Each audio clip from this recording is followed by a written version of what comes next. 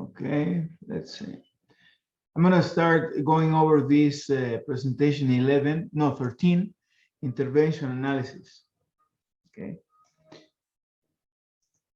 Now, this type of analysis is very useful when we have events that are happening and that are external to the behavior of the time series. Okay, so there's something that happens, could be change of government, could be sudden a company suddenly has a big problem, goes bankrupt and all that. So something that's external to the behavior of the series that we are analyzing. For example, the presence of the pandemic, I mean, that was something external. Any time series that you were analyzing before the pandemic changed dramatically when these things started last year. So that's any event which is external to the time series. We can model that with intervention analysis. Okay. Now, our objective in intervention analysis could be just to measure the influence of the external event. Okay. So, for example, when Lopez Obrador took office, or where he won the election, and some of the economic time series had a change. I mean, so there was some impact because of that, of he winning the election, although it looked like he was going to win the election. The same thing happened with 9/11, when 9/11 things started changing in the economic environment in the country, in the US. Okay, so that one of the possible objectives is to measure the influence. Okay, how much impact did this event have on my time series? Another possible objective is to find an event that explains something unusual. Sometimes we do not know that something happened until we observe maybe an outlier, or we observe a change in the behavior of the time series, and we try to find out if something happened there that had an influence on that behavior.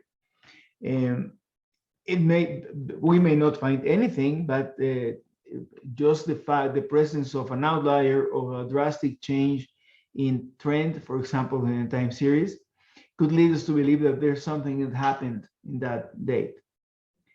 The other thing is that the objective also of intervention analysis is when there is an intervention that may complicate model identification. So it may not be that easy to identify a model when we have an intervention. So we need to model that intervention to be able to model the time series, the complete time series. So that those are in general the objectives. And examples: Trump's election, the famous gasolinazo, which we're not going to have any more gasolinazos, and we're having gasolinazos every day now. So we have which other example do you have? In 2008-9, the crisis in the U.S., the economic crisis in the U.S., which affected not only the U.S. but affected many countries in the world. And anything that happens outside the behavior, the event, the series that we are analyzing. Now, to start defining how we're going to handle intervention analysis, let's start talking about the stationary time series, and we'll call it WT. So this series is supposedly already stationary. So if we needed to make a transformation, we already made a transformation to stabilize the variance and so on. And this is a stationary time series. And any time series that's stationary can be viewed as the sum of two components, let's say, as integrated by two components. Now we're dealing with linear models for time series, so the effect, the two components are additive, but there are some cases which are beyond the scope of this class where these components are not additive, and that's when we need nonlinear models for the modeling and forecasting time series. So we can see the time series WT as having two components: a deterministic component, which reflects the level of the series or the trend of the series, and the stochastic component, which is the fluctuations around that level. Okay, that's that'll be the two components that we see in a stationary time series. And we are going to distinguish three types of exogenous events. Okay, one that the first type is the one that causes a sudden, a momentarily change in the series. Could be a momentarily increase of the series or a momentarily decrease of the series. But it's something that just happens. We get something increases, and then our series is moving at some level. Then something happens, and the level increases, but it's just temporary. The effect is lasts very short period of time, and then comes back. That's the first type of event. Okay, the momentarily increase or decrease. The second type of event we're going to be considering is when the event that occurs changes the level of the series but does not change the stochastic structure. For example, in this graph here, in graph B, labeled B, the time series is going roughly flat, okay? Then something happens and there's a change in trend, and the change impacts not only a momentum on the time series, not only a one time period, but impacts several time periods in the future. Okay, that impact could be an increase in the trend, a decrease in the trend, and so on. And that increase could be very slow, that increase could be very fast, and that's determined by the type of event. And those types of events, as well as these ones here, the first ones in A, are the ones we're going to be modeling with intervention analysis. The third type of event is that one that changes the stochastic structure of the series.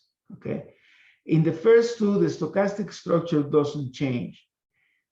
What changes is either a sudden change up or down, or a gradual change, but for a longer period of time that impacts the series for a long period of time. But the stochastic behavior is preserved. And the third type, which we will not study here, is when the stochastic structure of the series changes.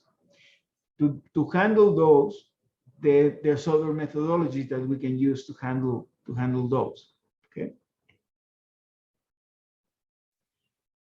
So we'll be focusing on A and B only. Okay. Now, intervention analysis is an extension of ARIMA models. If we consider the series T of ZT, okay, remember the T is because we already transformed it to stabilize the variance and so on. And if that series contains the effects of an intervention, let's suppose that I have a series and there's an intervention, okay, something external to the series that happened, then I can model this series as something that I'm going to call here epsilon sub IT plus NT. Epsilon IT, NT is going to be the ARIMA process, okay? NT is going to be the ARIMA process that reflects the stochastic behavior of T of ZT. But epsilon IT is gonna be what I'm gonna use to model the intervention. And the notation here, the capital I reflects the time where the intervention occurred. Okay, I capitalize the time where the intervention occurred, and T epsilon IT, if the intervention occurred at a time, let's say in January 1975, and then that'll be my capital I, that date, and then my T fluctuates forward and before that period of time and after that period of time. And NT, since NT is an ARIMA model, we can model NT in this form. We can have I'm going to simplify things here. I will not consider seasonal models here, just to simplify the notation, okay? But this also applies to seasonal behavior.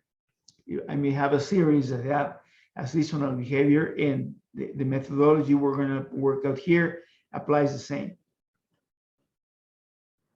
But NT accepts an ARIMA representation of this type, where I have an autoregressive polynomial of order P, the difference to make it stationary, a constant plus the moving average polynomial of order Q applied to AT, to A sub T, which is the white noise. A sub T will always be, will keep denoting for white noise. Now, epsilon IT is a function that allows us to represent the external event, not only at the moment of the intervention, but also after such intervention occurred.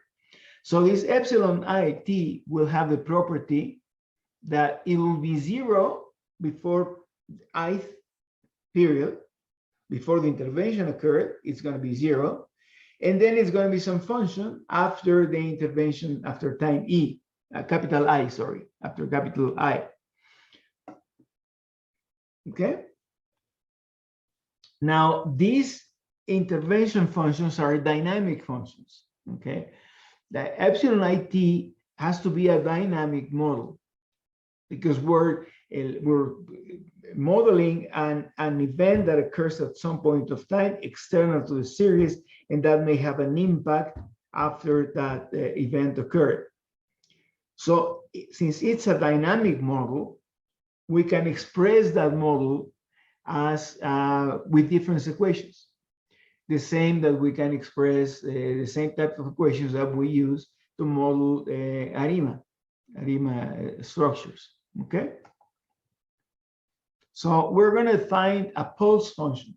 We're going to define the pulse function. That's why I'm calling it here P. P for pulse. The pulse that occurs at time I, and it's a function of t of time. That's going to be equal to 1 when I'm at time I, and it's going to be 0 if t is different from I. So this is that's why it's called the pulse function. It's just a pulse or stop, and then something that hits at time I, and then is 0 outside of this time I.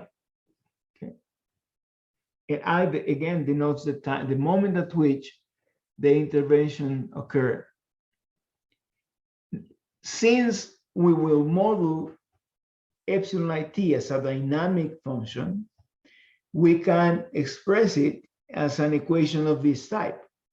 We can express it as an equation 1 minus delta 1b minus delta r b to the r applied to epsilon IT. The backshift operator operates over t. Okay, the I is fixed, is the time where the intervention occurred. And that will, I can express this thing as a polynomial, a backshift polynomial, omega naught minus omega 1 b minus omega s, b to the s, p I comma t, where p is that pulse function that we have here. Okay, so that's how we're going to model the epsilon IT as a delta of b polynomial, which this delta plays the role of an autoregressive element, autoregressive polynomial in the ARIMA model. So we will denote this as delta of b epsilon I comma t equal to omega of b times p I comma t.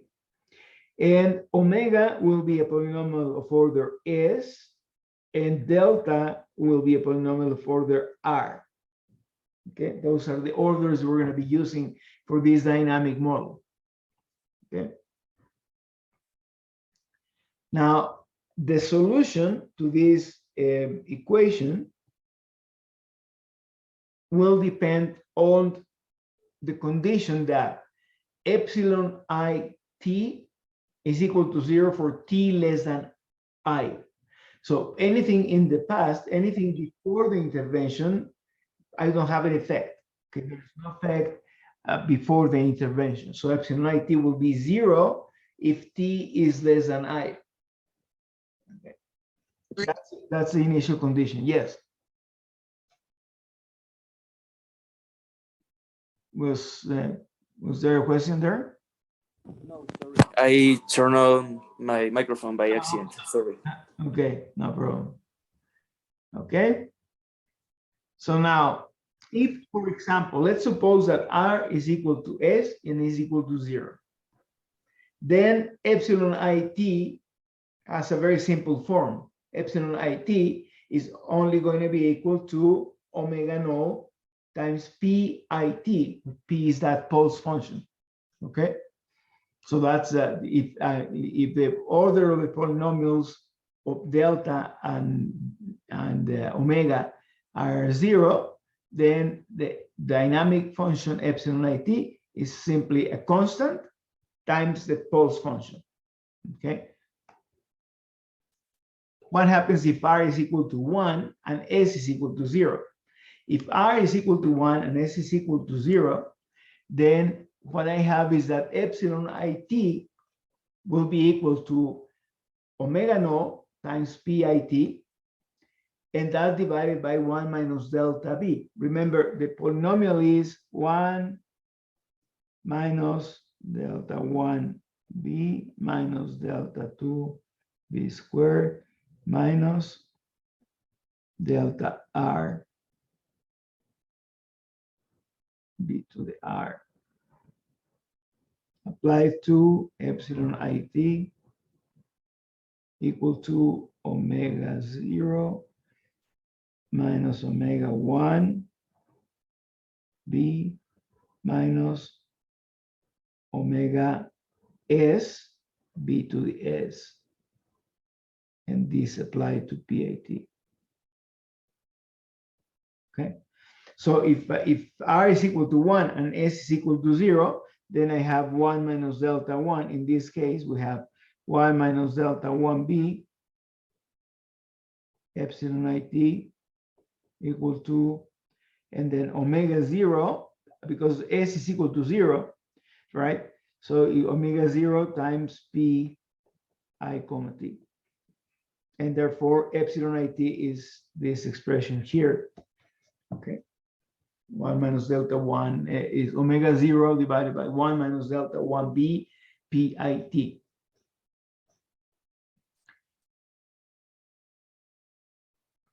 Then if epsilon IT will be equal to delta 1, okay, I just put this, I put all these terms on the other side of the equation. So I get that epsilon IT is delta 1 epsilon IT minus 1 plus omega naught times PIT. And PIT will always be 1 at T is equal to I and 0 otherwise. Okay. So in this case, then epsilon II is going to be omega 0. Okay. So the epsilon II is going to be omega 0. And that's a measure of the change, right? Omega 0 is telling me how much change that event had on the time series. If I take epsilon I plus 1, because remember, for t less than I, it's going to be 0. But if t is equal to I plus 1, then I would get delta 1 times epsilon I comma I, because I have t minus 1 here, epsilon I comma I, plus omega 0 times p I plus 1. Now, this one here, this is 0. okay? Because pi, the only thing that's different from 0 is p is equal to 1 if I equals to t, okay? So that's going to be 0 for I plus 1. So I am left only with delta 1 epsilon ij,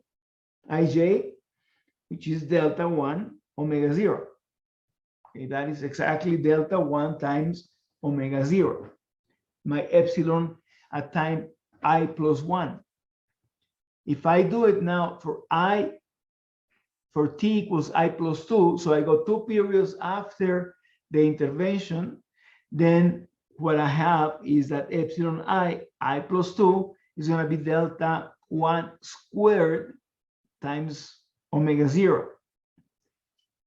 And if I go on like this, I have that epsilon it is going to be 0 if t is less than I. That's actually the initial condition. And then delta epsilon I comma t will be delta 1 to the k if t is equal to I plus k. So if t is equal to I plus 1, that'll be delta 1 omega 0. If t is equal to I plus 2, it will be delta 1 squared times omega 0. If t is equal to 3, and so on. Okay.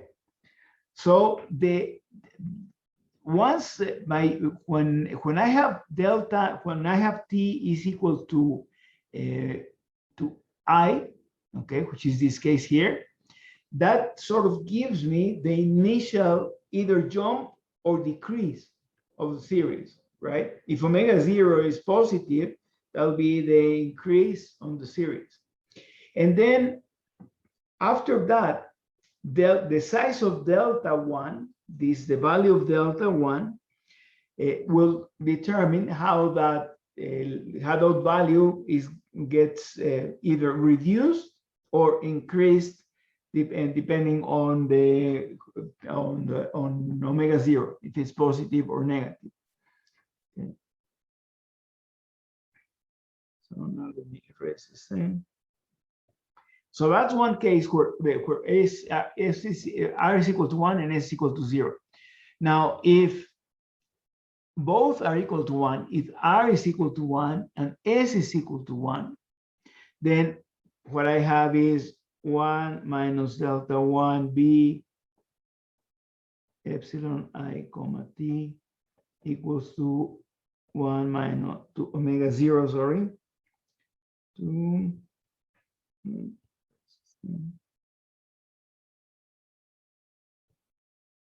omega 0 minus omega 1 B times P I comma T. Okay. So that what I get then is that epsilon IT is delta 1 epsilon I T minus 1 plus omega 0 PIT minus omega 1 PIT minus 1. And now I do the same thing we did earlier. What happens if t is equal to I plus 1? If t is equal to I plus the first case is when t is equal to I. When t is equal to I, epsilon I comma I is going to be equal to omega 0 because this is 0. Okay, if t is equal to I, this is I minus 1, so that will be 0. And that will be 1 if t is equal to I, PIT is equal to 1. And this is 0 because I minus 1 is going to be 0. If t is equal to I plus 1, if t is equal to I plus 1, then what I am left with is delta 1, because I have t is equal to I plus 1. So I have delta 1 epsilon I plus 1 minus 1, that'll be epsilon I, okay, which is omega 0. Okay, so that'll be delta 1 times omega 0, and then minus omega 1 times pi comma I. That will be this other term disappears. The second term disappears. Is 0. Okay. And now if I make it t is equal to I plus 2, then I get that this is delta 1 squared times omega 0 minus delta 1 omega 1. Okay, so it's delta 1 squared omega 0 minus delta 1 omega 1 if t is equal to I plus 2. And in general, you can keep developing this thing, and in general, you'll find that when t is equal to I plus m, some positive number m is of course greater than or equal to 0, right? Then epsilon I plus m is going to be delta 1 to raised to the mth power times omega 0 minus delta 1 to the m minus 1 omega 1. That will be in general for m greater than or equal to 0. That is the expression for epsilon I plus m. So as you can see, epsilon I t is a dynamic model. It's a dynamic model, and it has a representation that has a parallel with ARMA models, right? It has a parallel with ARMA models. It has the equivalent of, let's say, an autoregressive polynomial and a moving average polynomial.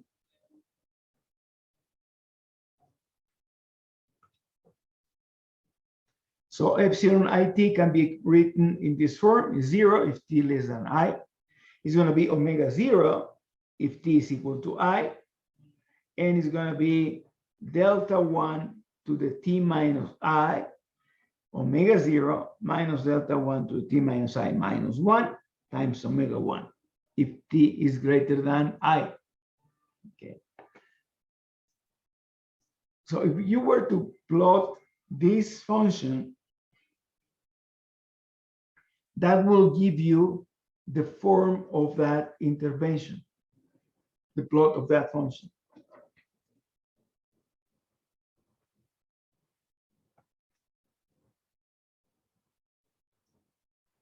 Now, with the interventions, it is sort of natural to assume that after some time, the effect of the intervention will disappear.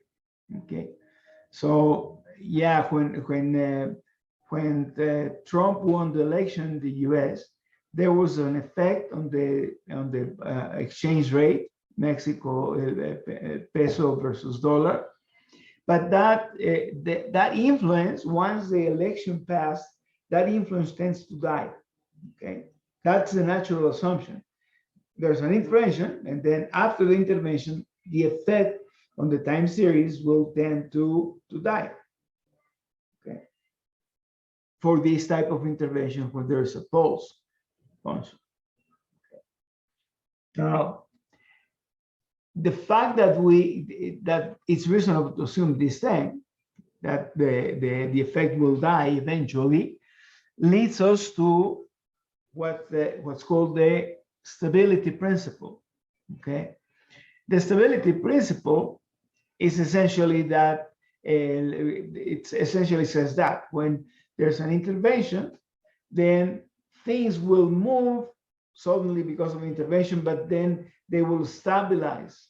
Okay, and the effect of the intervention will die out. The stability requirement implies that the roots of this equation, which is the equivalent of the autoregressive part on an ARMA model, lie outside the unit circle. So as long as the roots of this equation lie outside the unit circle, then I will have that the effect of the intervention tends to a point of stability. Okay. And you can see it in this example that we saw earlier. Let me go to the first case, when r is equal to 1 and s equal to 0. See? What happens here? If, look at what's epsilon it. If delta, for stability, we need delta 1 in absolute value must be less than 1 for stability. So if delta 1 in absolute value less than 1, when I keep raising delta 1 to the kth power, I get a reduction on this product, right? K1 delta 1 to the K times omega 0, whatever value omega 0 has. Okay. So I have, for example, let's say that omega 0 was positive, and what's going to happen is that I have my series that I'm going to draw it without noise. Then the intervention comes, and that will be omega 0. Let me put this will be omega 0. And then I have, depending on how small delta 1 is, I have decrease. And that will tend to stabilize like that. Now, that the rate of decay will depend on delta 1. So if delta 1 is very small, the rate of decay will be very fast, okay? So that will be, for example, it could be something like this. Okay, well, they should end up in the same horizontal line, okay? So the rate of decay will depend on the size of delta 1, if I have stability. Now, we can have a more general dynamic model in which we consider the unitary roots of the backshift polynomial that operate on epsilon I comma t. Okay. So by how do we make it more general? We assume that there's a delay of b periods before the effect of the intervention is seen in the series. Okay. So the way we reflect that is with this difference operator to the bth power, right? So if b is equal to 1, that means that I have one delay of 1 period. So the intervention happens at period I, and I see the effect at period I plus 1, because I have a delay of 1 period there. So that's how we make this model more general. So and this is called the intervention general dynamic model. Okay. And all we do is then we have the equivalent of an ARIMA model, right? Now we have the equivalent of an ARIMA, because we have the AR part, the difference part, and the MA part. Okay. So that'll be the equivalent of an ARIMA model.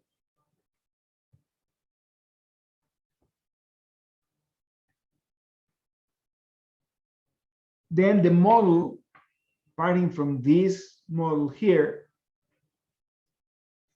which we express just to abbreviate the notation delta of b, the b difference of epsilon it equal omega b pit. That's the general model. And then the model for the time series t of zt, which is the one that we're analyzing, can be expressed as the intervention component, which is omega of b divided by delta of b, difference operator, the bth power of the difference operator applied to pit, which is that pulse function, plus the ARIMA model for the noise. Okay. So that's the intervention. That's model. With this, I'm modeling the intervention and the series. We'll talk about the procedure to fit these models, but we need to do the estimation of the omegas and the deltas simultaneously with the estimation of the thetas and the phis to maximize the likelihood. And the method used to get the coefficients, the estimates of the omega, delta, and theta is going to be maximum likelihood. Okay. So remember, this is epsilon it. All I'm doing, if you look at this equation, this was essentially the equation we had at the beginning, where we had t of zt equal epsilon I comma t plus nt. where NT is the ARIMA model, and this is NT, and this is epsilon IT. ¿Vale?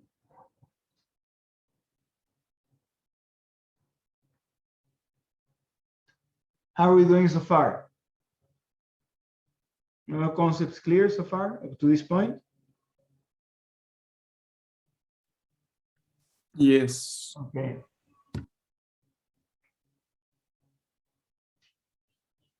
Now, this assumption of stability implies the existence of an equilibrium level, okay? There'll be a point of equilibrium where things go back to normal, let's say, go back to the normal stochastic behavior of the series. This level, this equilibrium, is calculated as the limit as t goes to infinity of epsilon I comma t. So that will be the equilibrium point. When b is equal to 0, the limit is 0. If b is equal to 0, that is, if I don't have any delay here, okay, that is my difference operator is for b is not there in the model, then the limit is going to be 0. If b is equal to 1, then the equilibrium level is given by this equation. So when t goes to infinity, the epsilon IT will tend to the ratio of the omegas, which are the coefficients of the pulse function, the PIT function, divided by the 1 minus all the coefficients of the equivalent of the autoregressive part of the model.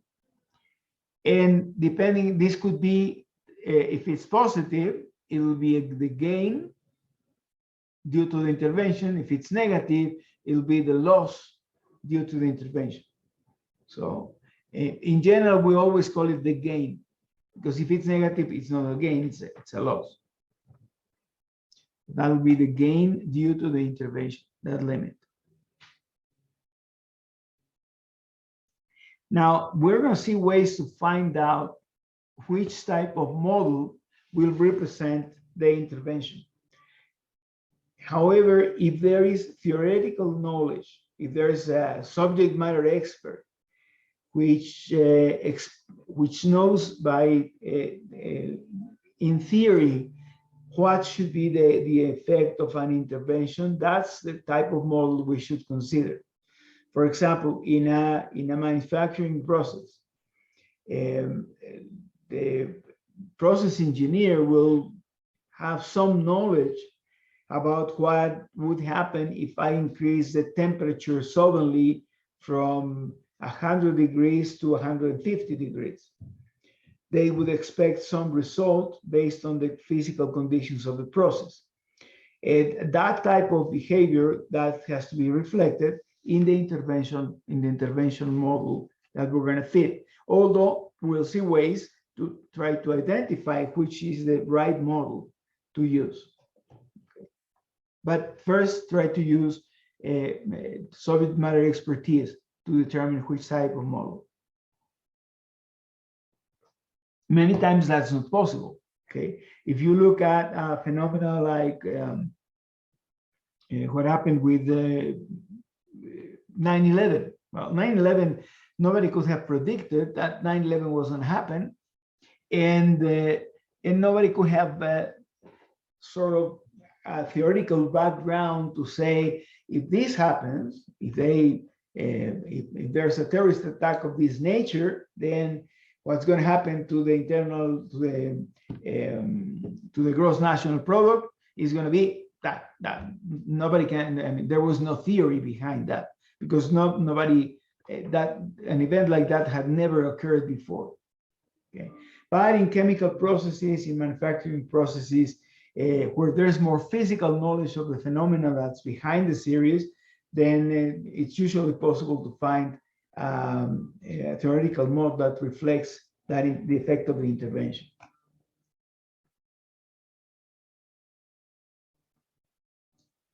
Let's suppose that the expected effect of the intervention is a change in the series level after a delay. Okay, so we have one delay of one period, and we expect that the intervention is going to change the level of the series. Okay. Then the model for the intervention, if we know that the expected effect of an intervention is to change the level after one delay, then this could be the model. This reflects after one delay, I have an effect of minus omega 1 applied to pi comma t minus 1, right? I comma t minus 1. If the expected effect is a gradual change in the series level, then the model could be something like this. Okay, 1 minus delta b, the first difference of epsilon it equals to omega pit, the post function. So depending, if we know what to expect, we can figure out what the right model is going to be and then fit it using all the data.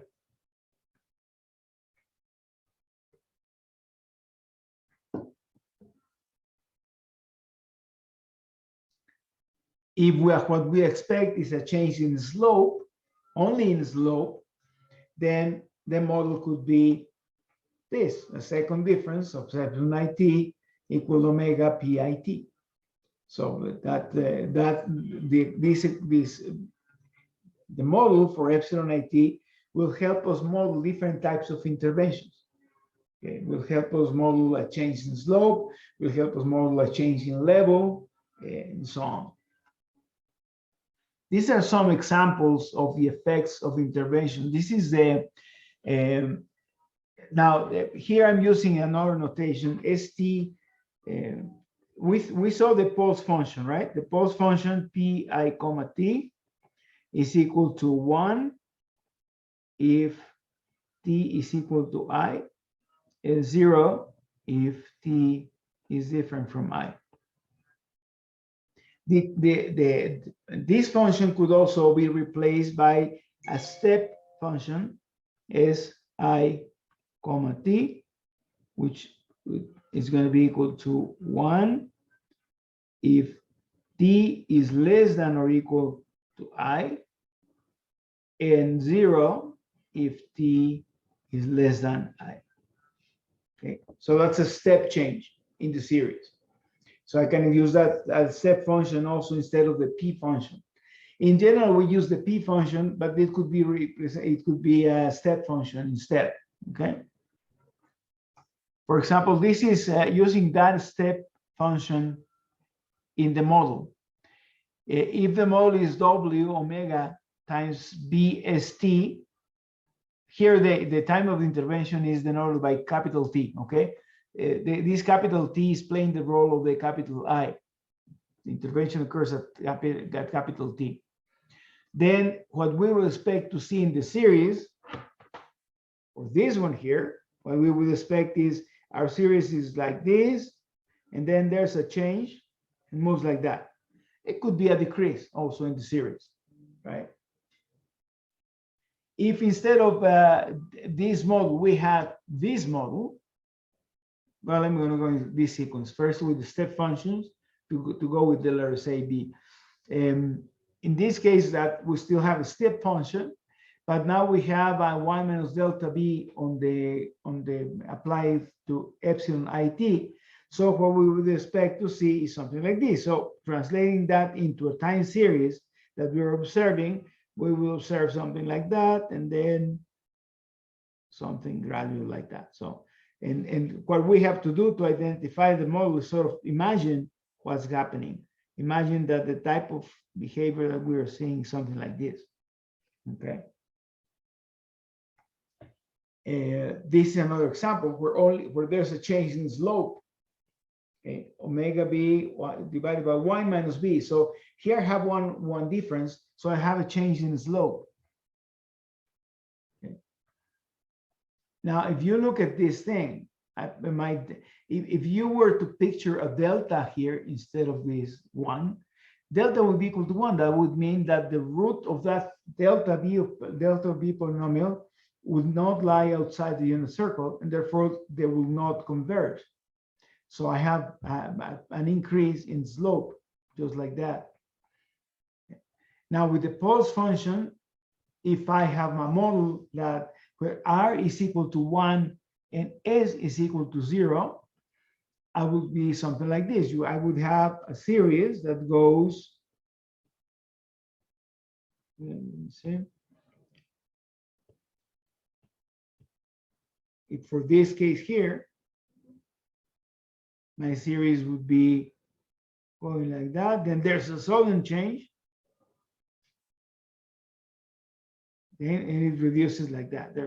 There will be, we would observe some sort of curvature in the way the series decreases. And in this case, this will be omega 1. Okay, this will be omega 1. And delta will determine the rate of decay. If this is the model, for the intervention, then what we would expect is to see something like this. This just goes like that. Then it comes back, but it doesn't come back to the same level that it had before. It goes like this, then there's a change. So there's a change in level. We do not come back to the same level. We're moving here, then there's a change, and then go like that, okay? So the type of behavior that we see in the time series will help us determine which type of intervention model is the one that works better.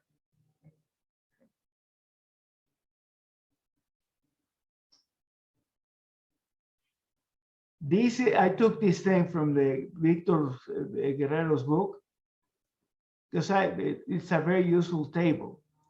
You have to look at this and the next slide together, okay? Because the first thing I should have put this graph before, this chart before this slide before the other one. Because the first thing is we observe the series and we are looking at what happened with the intervention. In theory, we know when the intervention occurred. So we're observing the series, and if we see that something like this happened, it increased, then it went below the level, and then went back to the level that it had before. If that is the case, then the model that I should be looking at is this one. Epsilon IT equals omega 0 minus omega 1b PIT. And this equation, I can go back to the previous slide, and I can see that that's model A. So epsilon IT, I have the values for epsilon IT. It's going to be for t different from I, and I plus 1 is going to be 0. Omega 0 if t is equal to I, and omega minus omega 1 if t is equal to I minus I plus 1. So for each one of these types of behaviors, I can find out what will be the approximate model for the intervention, so that I can fit that model. And I have the equations to obtain the values of the epsilon IT. I have them in this slide. These are the most common type of effects for intervention. So what you see in these graphs, you're seeing what are the typical behaviors that we see of the effect of an intervention in practice. Okay, so with these graphs, you will be able to identify in many cases what is the right model for the intervention. For example, in this first model, that will be omega 0, and this will be minus omega 1. In the second model, we have a one difference here. That means we have a delay. Then that we omega times PIT, and it will look like this. Okay, the intervention occurred here. Okay, that's here's denoted by, looks like, yeah, it's an I. It's a capital I, but it's since the copies are very fuzzy, not that clear.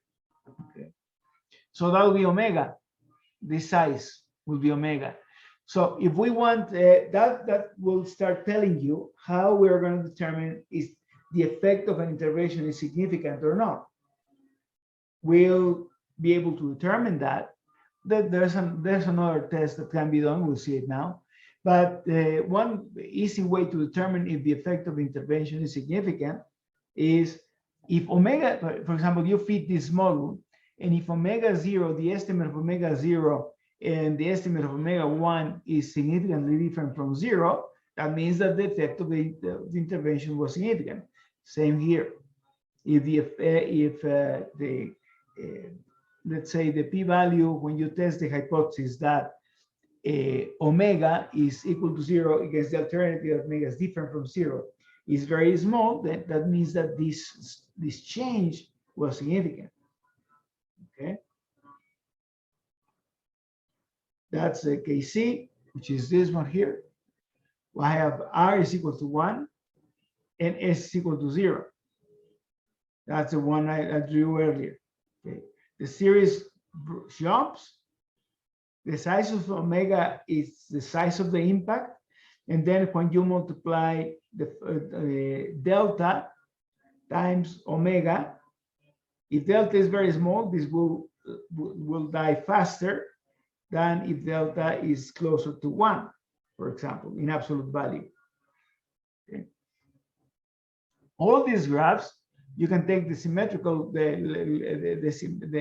symmetrical graph, right? It could be decrease first and then increase. Here, it could just decrease.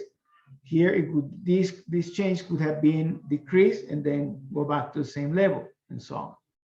So identifying which type of model you have to fit, these graphs, these plots are very useful in identifying which type of intervention you should model. Okay? We'll see that in an example. Okay.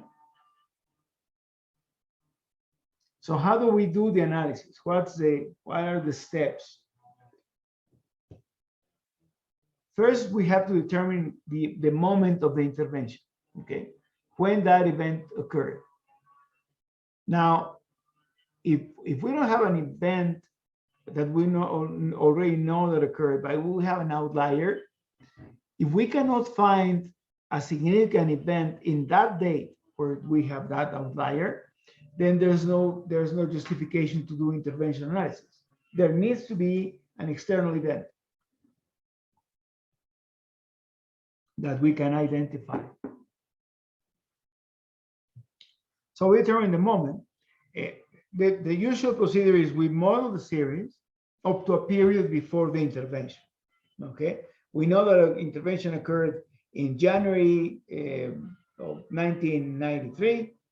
Then we model using the data up to December 1982, whatever. One period before.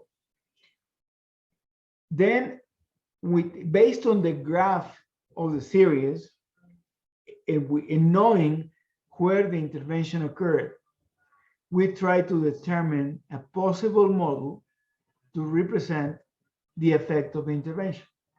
But once we know where the event occurred. Once we do this thing, we estimate the model, including the intervention, using the complete data set. Okay, that's one alternative. We can we know which model to use for the intervention, so we fit the whole model, intervention, and the ARIMA part together for using the whole data set. Another alternative is I know when the intervention occurred and all that. So I try to build a model for the stochastic part for the complete period. And then I include the dynamic function. Now, the approach that is preferred is this one. We estimate the model, including the intervention using the complete data set. Okay, that'll be the preferred approach. An alternative, again, is to build the model for the complete series and then include a dynamic function for the intervention. Okay. Alternatively, we could what? Analyze the series, build the model, investigate the residues. That's when we do not know for sure that something happened. This is one approach. We estimate, if we don't know that there's an intervention, we model the whole series. We analyze the residuals. And if we have a residual that's very large in absolute value, more than 3 standard deviations away or something like that, that is a residual that corresponds to an outlier, then we look for that date when that residual occurred. And if we find an explanation of an event that occurred in that period of time, then we can do the intervention analysis, and we would model, and we would go back to this first approach. Model the first part of the series, figure out the model for the intervention, and model the whole thing, estimating simultaneously the intervention parameters and the ARIMA parameters of the ARIMA parameters.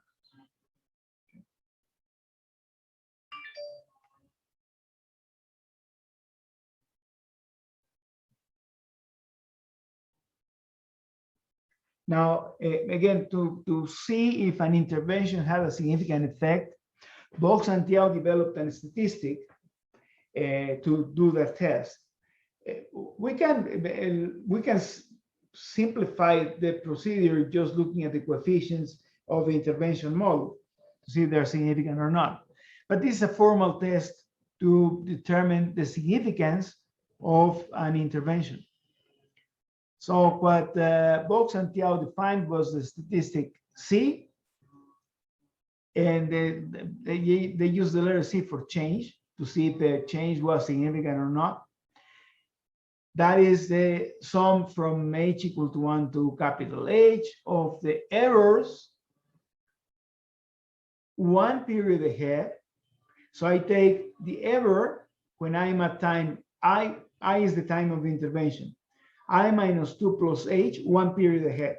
And I go from H equals to 1 to capital H.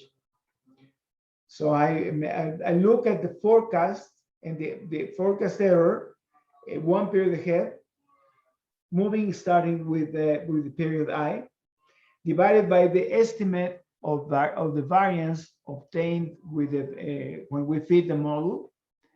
And that will approximately have a high square distribution with capital H degrees of freedom.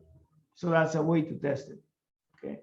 So this sigma square is the estimate of the residual variance for the period prior to the intervention at time I. Okay. That's at time I minus 1 and so on. These are the forecast errors 1 period ahead. At time I minus 1, at time I comma 1, at time I plus H minus 2, but it's always 1 period ahead. Okay, forecast errors 1 period ahead. That's one way of doing it. In practice, we look at the coefficients of the intervention model. If they are significant, we say that the intervention is significant. So that in other words, we say that the effect have a significant effect in the series, the event, the external event. Now, we mentioned that before, the stochastic part doesn't change with the intervention. That's a very important assumption. The estimated parameters will change. If we estimate the model, say we have our series comes like this, let's say, then I have something like this. Okay. I'm going to estimate the model using first. I'm going to use this part here to estimate the model. And then once I identify the intervention, then I use all the data, including the intervention model. The coefficients that we estimated here, the theta hats and the phi hats that we estimated here are going to be different than the theta hats and phi hats that we estimate using this whole period. Okay. But the model should be the same. The model should not change.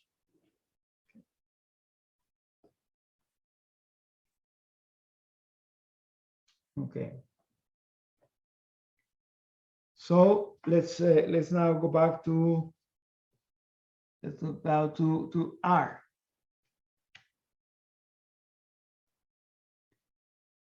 I'm going to ask you to download the R script that's called that's 13 ST13. It's called analysis bush approval. Analysis bush approval. It's a file with a .dta file. Okay, it's a .dta file. To read this type of file in R, we need to install the foreign library. Okay, so install the foreign package. And the bush job data, it's, let me go here, that's in the data sets. It's called bush data 911. Okay, if you download, you'll see that it's a .dta file. Okay, so download that file and download the script, which is script 13.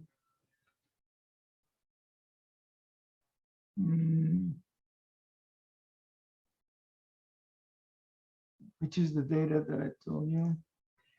It's the bush job. It's not the dollar exchange. It is the bush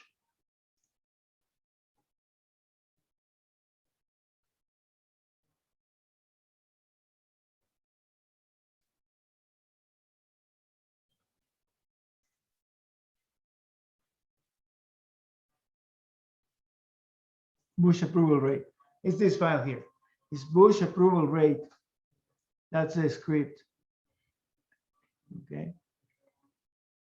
I'm going to put it here before the ST13. Sorry, and what was the data, teacher? The data is bush.dta. Here it is. Bush. That's in the data and examples. It's this one here. Oops, I lost it. Bush data. It says bush data 911, and it's a .dta file. Okay, thanks. Okay.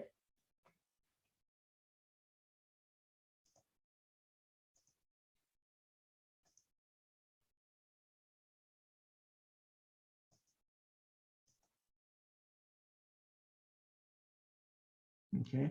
So I'm gonna say view here, so you can see what the file is. And as you can see, S11 is a column that has only zeros, except on 9/11. Okay. That's September of 2001. Okay, that's when the 9/11 event occurred. Other than that, it's zeros.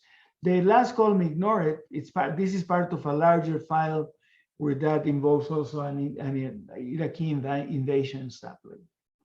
But this is just the 9/11 effect, and that we're going to study now. So we're gonna now, if you look at this thing, the year and the month come separately, right? They have the year in one column and the month in another column. Sometimes we need to convert that to the standard format. Okay, so we're going to do that just by saying fecha equal as date. I'm going to convert to as a date, and I'm going to paste the year with the month. And then I'm going to use 28 because February has only 28 days. So that's why I decided to use 20. I mean, there are some years that it has 29 days. But I want to change it to format year, month, and day. So to do that, I paste the year, month, and then the character 28 to take the 28th day of the month. And all of these, the three things, separated by a dash. And I specify the format of the date. So fecha is that. So if I look now at head fecha, I have 2001, January 28, February 28, and so on. Okay. So now I have that as a date. Now I'm going to convert the Bush approval. I'm calling it BAPP, right? Bush approval, as a time series of the approval column, which starts in January 2001, and I have 12 data points per year.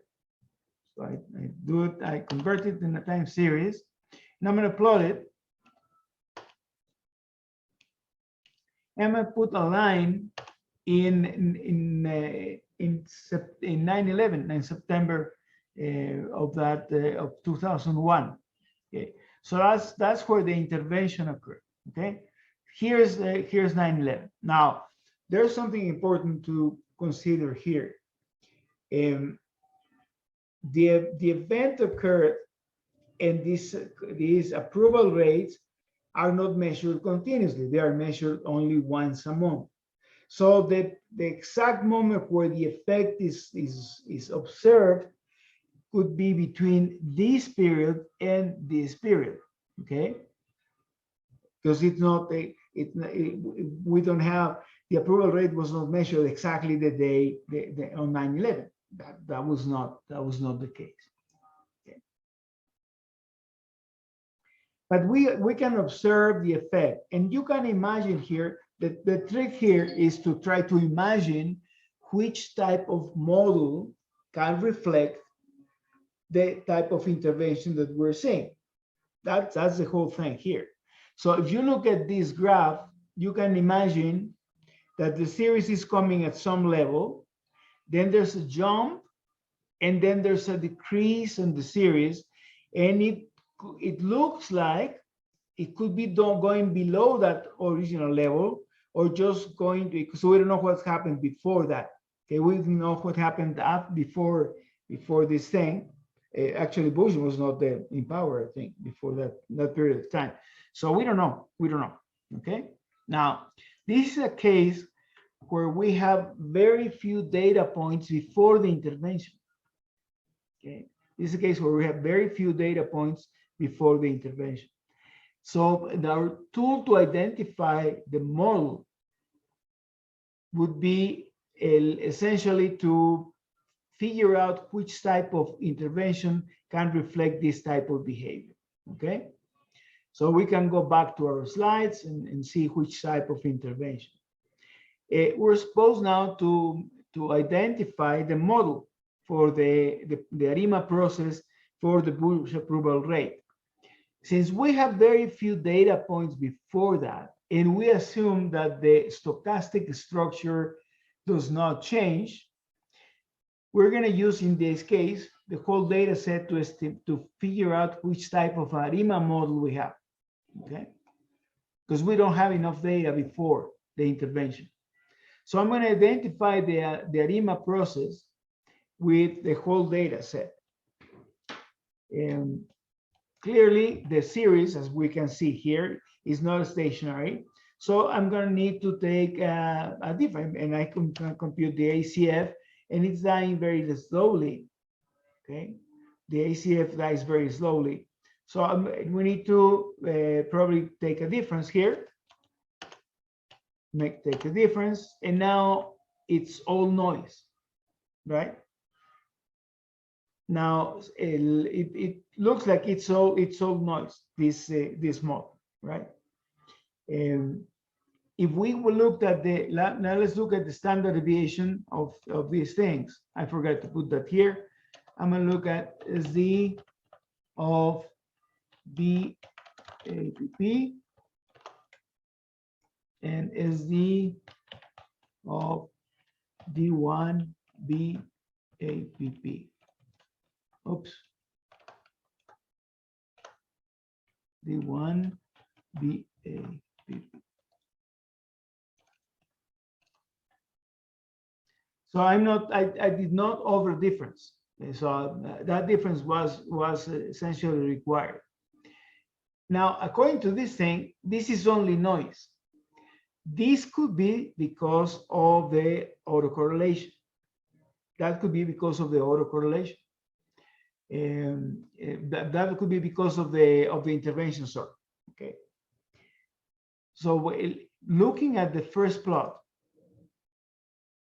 look at the first partial autocorrelation is very large and the rest is noise. So although we knew that we have to take one difference, at least work with the first difference, we are going to fit an AR1 model to the difference, to the first difference of the series. So I'm going to see how that model behaves. Model one, I'm going to call it mod 0, and I'm going to use a 1, 1, 0. So one difference, one regressive term, and see if it becomes significant or not. And the AR1 doesn't come significant. Okay. Now, it looks like first difference was required. Now, there's if you look at if you review the literature in the area of approval rates and satisfaction ratings and all that, one of the things that there's some empirical evidence in that literature to indicate that when you are measuring things like approval of something, then taking a difference can distort things. Okay, so they recommend not taking a difference. So I'm gonna fit the model using this without the difference. I would expect that the AR coefficient would be very large, right? Because here, if I look at this thing, I could fit an AR1, and I would expect that the coefficient for the autoregressive term would be very large, very close to 1, because I took a difference to make it stationary. Okay, so I'm gonna fit it without the difference with an AR1, and now the p-values are very small. Okay, so the AR1, and look at the estimate of the coefficient is 0.91. It's very close to 1. Okay, remember, when we take a difference, we're taking 1 minus b.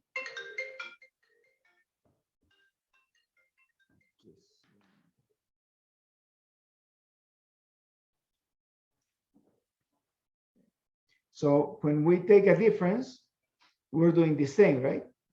If I'm fitting an AR model, if I'm doing 1 minus phi b CT, and this phi that we obtained here is 0.91. It's very close to 1. So it's very close to the difference that I'm taking. And the residuals look very good. If you look at the residuals, they look very good. So it is a good model for except for these points. Now, remember, these points, we have these points, we have this thing. Okay, because we have that this and this. Okay, because we have that intervention. So now we need to model that intervention. Okay.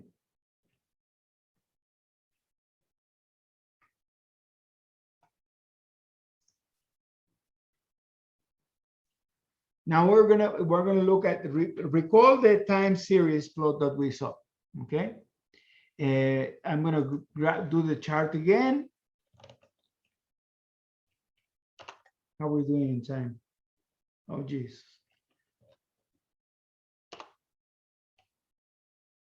Okay, no, it's 11:22. I have to give you some time before your next class. So let me put a note here